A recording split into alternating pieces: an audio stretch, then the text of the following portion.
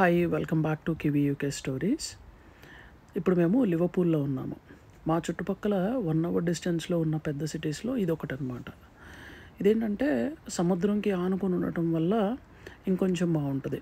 And ships కూడా మనకి దగ్గరగానే కనిపిస్తూ ఉంటాయి. ఎందుకంటే ఐర్లాండ్, బెల్ఫాస్ట్ అలా వెళ్ళటానికి కూడా ఇక్కడ స్టెనా లైన్ అని షిప్స్ ఉంటాయి. సో అండ్ ఇప్పుడు మనం మ్యూజియం ఉంది పక్కనే. అండ్ ఇవి వచ్చేసి చాలా పురాతనమైన బిల్డింగ్స్ అనమాట. అవి చూడడానికి కూడా చాలా బాగుంటాయి నైట్ టైం. అది కారు వస్తుంది చూసారా, పోలీస్ కార్ అనమాట. అది ముందు వెనకాల ఉన్న వాళ్ళు ఏదన్నా తప్పు చేస్తే కానీ, లేదంటే ఇంకేదన్నా యాంటీ సోషల్ ఎలిమెంట్స్ అలాంటివి ఏమైనా జరుగుతుంటే తప్ప అవి పోలీస్ కార్ అనేది తెలీదు.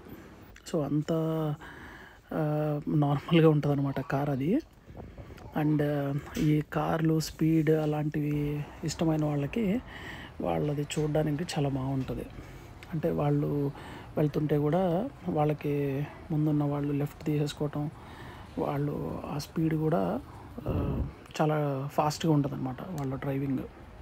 ఇవి వచ్చేసి ఏటీఎమ్స్ని ఇలా లోపలికి ఉంటాయి. మన ఇండియాలో లాగా బయటకు ఉండవు ఏటీఎమ్స్ ఇక్కడ. ఇప్పుడు వచ్చింది మేము ఏంటంటే సాటర్డే ఈవినింగ్ అనమాట.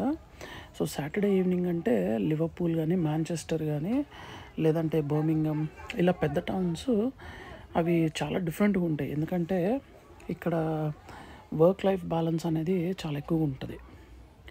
వర్క్ ఉన్న రోజున అసలు ఇంకా పనులేమీ పెట్టుకోరు వాళ్ళు ఇక్కడ వాళ్ళు.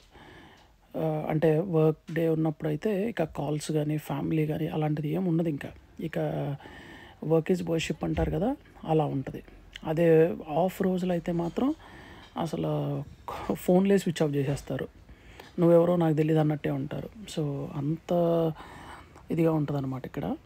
ఇప్పుడు ఏంటంటే సాటర్డే ఈవినింగ్ కదా, సో ఈ లివర్పూల్, మాంచెస్టర్ ఇవన్నీ ఏంటంటే అండ్ అవే కాదు, ప్రతి ఒక్క సిటీ కానీ, విలేజ్ కానీ ఈ పబ్ కల్చర్ కానీ, బారు అండ్ రెస్టారెంట్స్ ఈ కల్చర్ బాగుంటుంది కదా. సో అందుకని ఇక డ్రింక్ చేసిన వాళ్ళు బయటకు వెళ్ళిపోవటం అలాంటివి బాగా జరుగుతుంటాయి. ఇక్కడ వచ్చేసి ఏంటంటే ఈ డబుల్ డెక్కర్ బస్సులు అంటారు, హైదరాబాద్లో ఒకప్పుడు ఉండేవి, మరి ఇప్పుడు లేవు. సో ఆ బస్సెస్ ఎక్కువ ఉంటాయి ఇక్కడ. ఇది వచ్చేసి ఏంటంటే మార్క్స్ అండ్ స్పెన్సర్. మనం ఇప్పుడు వచ్చేసామన్నమాట టౌన్ సెంటర్లోకి.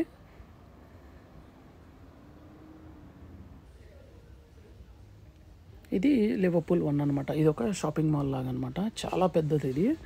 అండ్ ఎస్కలేటర్స్ కూడా చాలా హైట్లో ఉంటాయి. చాలా బాగుంటుంది యాక్చువల్గా. మేము ఒకసారి వచ్చాము.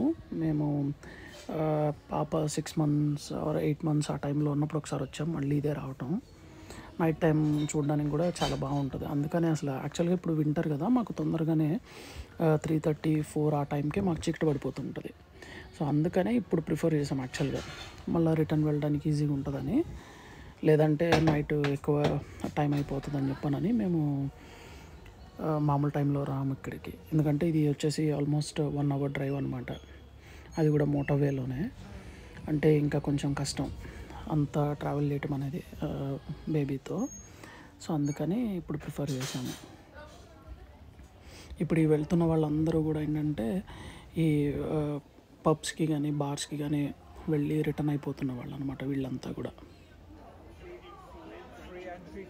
యాక్చువల్గా మేము వచ్చామే కానీ మేము ఎక్స్పెక్ట్ చేయలేదు అసలు ఇంత టెంపరేచర్ ఉంటుందని.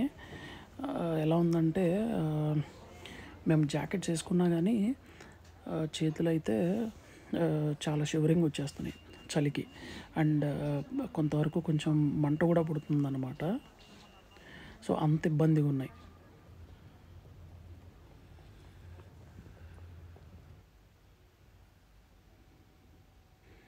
ఇవి వచ్చేసి టెలిస్కోప్స్ అనమాట. ఇవి వచ్చేసి ఈ పక్కనే ఒక పెద్ద బిల్డింగ్ ఉందన్నమాట. వాళ్ళు మరి ఎందుకు పెట్టారో నాకైతే తెలియదు. మేము ట్రై చేసాం యాక్చువల్గా చూద్దామని, కానీ బట్ అవి వీలు పడలేదు.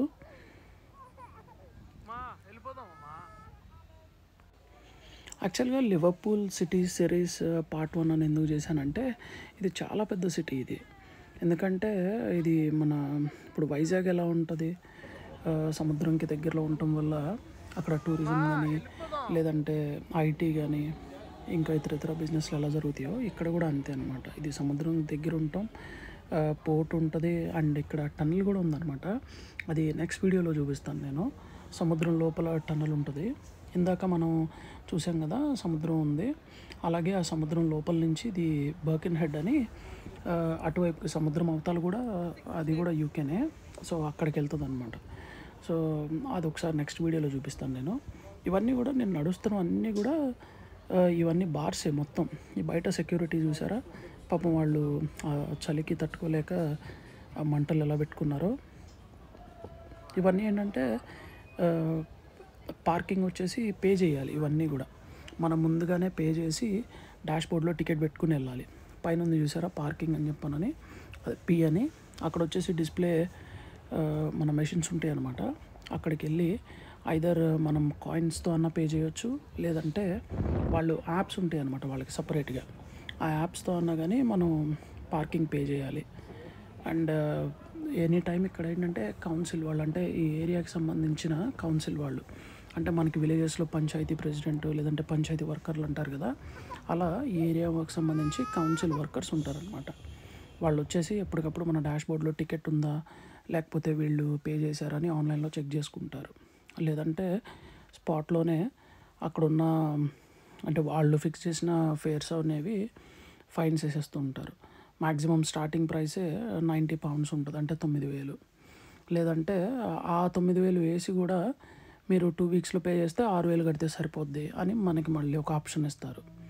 సో ఇక్కడ ఏంటంటే మొత్తం ఇలానే ఉంటుంది.